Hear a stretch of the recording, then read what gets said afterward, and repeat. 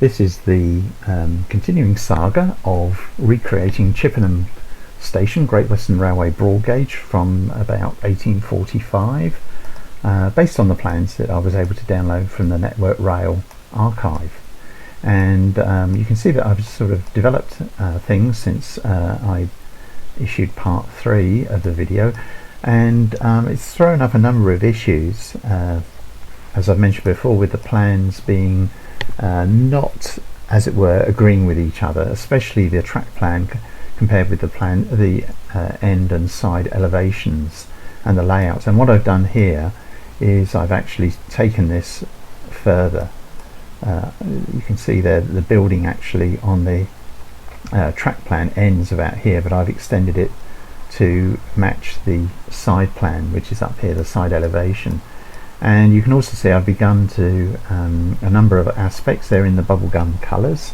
So let's use the arrow key, and you can see this is the bottom sort of part of the wall, the plinth, and actually ground level as far as the station was concerned was just above that. That's the bottom of one of those doors. If I just zoom in here, you'll see it more clearly. So that's actually ground level, but it's 3 foot above ground zero as far as GMAX is concerned, and is indeed as far as Trainz is concerned, because that allows, if we go inside the station, that allows for the track, which is down there, for the track bed. But of course, in reality, in real life, the actual Chippenham station, there's no 3 foot drop. You're simply going straight into that position. So what I'm doing is I'm adding this plinth or whatever it is here. In the real one, it actually comes up higher. The bottom of the door comes down to ground level, but if I do that, then I am above track height. So in other words, I can't really dig a trench to put the track in. As far as the model is concerned, the track has to be at 0 feet, and everything else has to adjust. So I'm going to put steps in at each of these doors, non-prototypical, but a workaround essentially. The other thing you'll notice is that GMAX is beginning to have fun with the wall of the mesh, and that's because if we go to the where are we? This one. If we go to the polygon counter, we're up to 44,155 polys, which is rather more than my budget's 10,000. So we're 4.5 times over the budget, and so this means that I've got to think about splitting this station up into components and then letting Trainz itself reassemble it. And one of the reasons for that, if we just put the polygon counter back up, and there's a group of those columns, and they make almost 7,000 polys. So clearly I've got a problem there. So what I've decided to do is, and this is unusual because normally I build the model first in GMAX and then I export it into Trainz. I'm going to do what I did with the Liverpool Overhead Railway and indeed other scenery models, stations, and that is to make it in several parts from this overall massive mesh file, split that up as I go and import each section into Trainz. And in order to do that, and then let Trainz reassemble it, so I've decided that the main part, the core element, is going to be the platforms, which you can see I've textured here. So I've taken the platforms out. You'll also see there's a couple of attachment points which I'll come back to in a moment. And if I come down here, Chippenham Station platforms, no, I don't want to change that, thank you. Then we're just down to the platforms and the building bases where they're needed. So in some places the edging isn't present because it's going to be covered over, and indeed I've got some bits there which I haven't textured properly yet.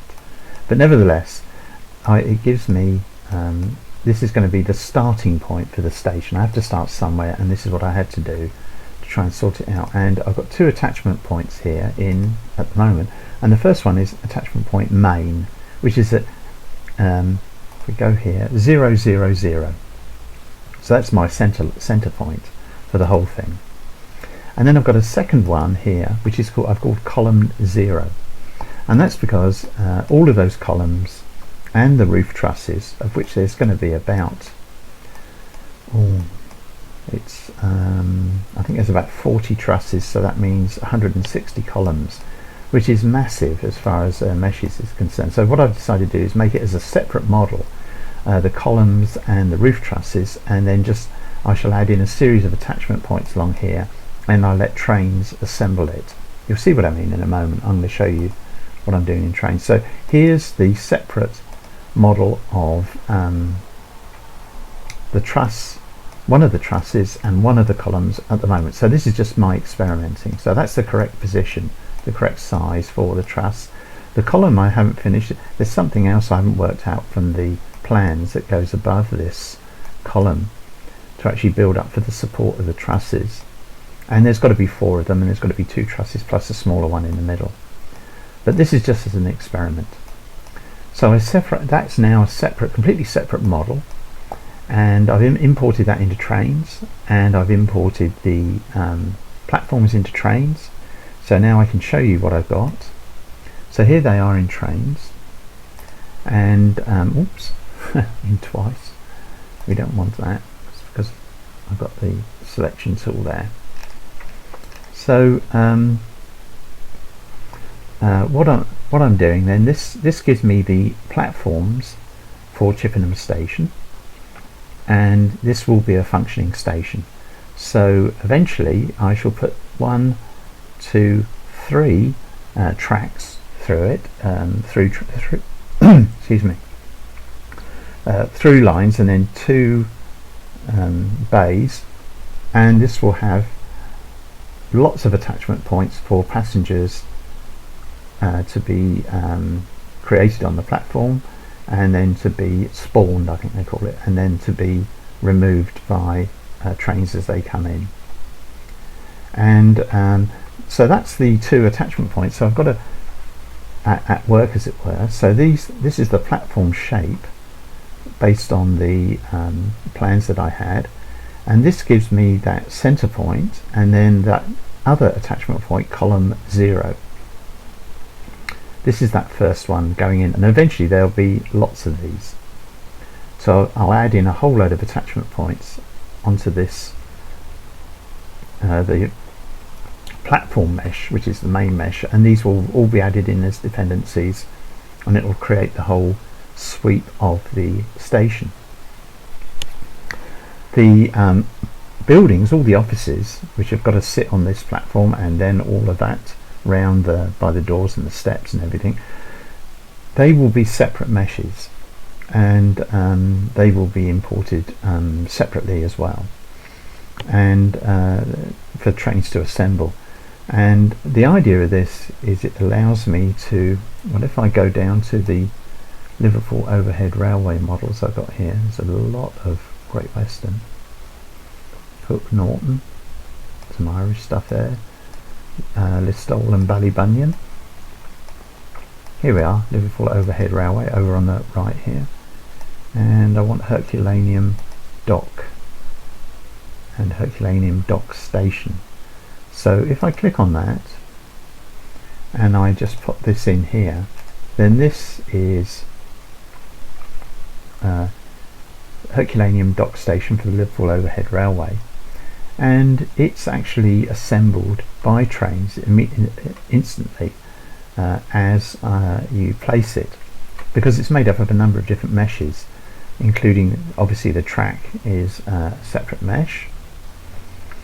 These buildings are separate, and then we've got what else have we got that's separate here? Well, quite a few things. Parts of the staircases, these support structures, and the support structure underneath, including the walkway. So those are all put together by Trainz when I selected that one building. And there are some, Herculaneum Dock is just the name. So there we are, look, there's Herculaneum Footbridge steps. So if I was just to click on that and put those in, that's just part of this model now, but it was or rather it wasn't part of this model, it's actually part of the footbridge, I remember now, that went connected to Herculaneum dock station. You have to position it yourselves. But if you get the idea, these separate meshes can be incorporated into any model. So that's really sort of what this part is about, is assembling your model from a variety of separate meshes, so to create a much more complex structure. And so the starting point for me for Chippenham station, now finally I've got my head around it, is the platform layout. And I shall enhance this by bringing in the tracks, and then I'll complete this, the truss, and there should be 4 columns, and they will all run down the whole length of the platform. So that's where that's the way I've decided to proceed with it, after a lot of sort of head scratching and trying to work out what's happening. And I'm still not clear that I've got it right yet. So any help that anybody can offer with regard to the original layout at Chippenham would be very welcome indeed. But this will allow me to have that nice, remember that scalloped column I talked about in part 3, and I've just used a light brown texture on the column. I'm just guessing essentially what colours we used, and these are fairly standard repeating textures, as you can see, for the platforms, and I've tried to keep this down to an absolute minimum as far as polys and texture is concerned. And that's the way I'm going to overcome the 44,500 polys in the Gmax file, because it is slowing it up. And in fact, when you look at the Gmax file, if we put that there, and if we look at if I load up Chippenham station, I'm on version 2.12 at the moment.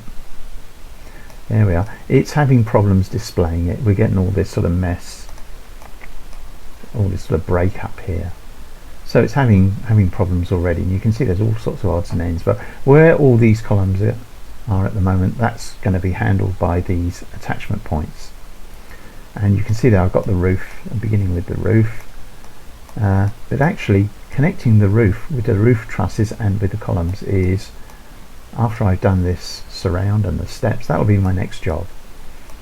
And then I shall export that as a separate roof truss. In fact, you can see there the line showing through, the line of that truss and column. That's the actual truss under there. If I just hide this bit, there we are. You can see that truss. It's a grouped piece there, and the actual column which I used is over here somewhere, because that's the first one I tried. But all these other columns show how extensive the use of columns was by the Great Western in these sort of station designs. And I've got to check up on some of these, because this looks very close to the platform edge on the bay side, but it's indicated by this end plan here. So if I just hide everything else, you'll see there that I've got I'm still trying to get this sorted. I mean, those columns are right on the edge of that bay platform there. That's the through platform, and yet that's where they were, so that's where they're going to go. And so at the moment I've only got, this is looking on the end on, that is the far platform, that's the middle part of the bay platform there, and that's the one next to the offices. So there we are, just a short video to show you where I am on Chippenham station, to give you an idea of how it's all going.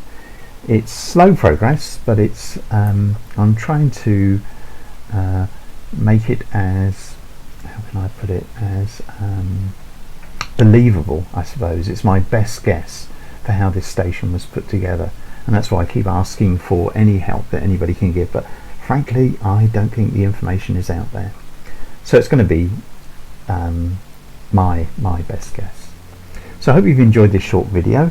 I know I'm not posting very many at the moment. I've got a lot of other work to do, so this just gives you an update on my progress with this. And if you have any comments or queries or suggestions, then please do post them up on YouTube, and look out for my next video where I've taken this a bit further, and hopefully when I show you what's now available in what I've got into Trainz, this will be a lot more populated than it is at the moment, and you'll gradually see Chippenham station being constructed. That's essentially what is going to happen, and it's going to be being constructed in Trainz. I hope you like the video. If you do, please give me a thumbs up. Please do subscribe to my channel, and look out for the next installment.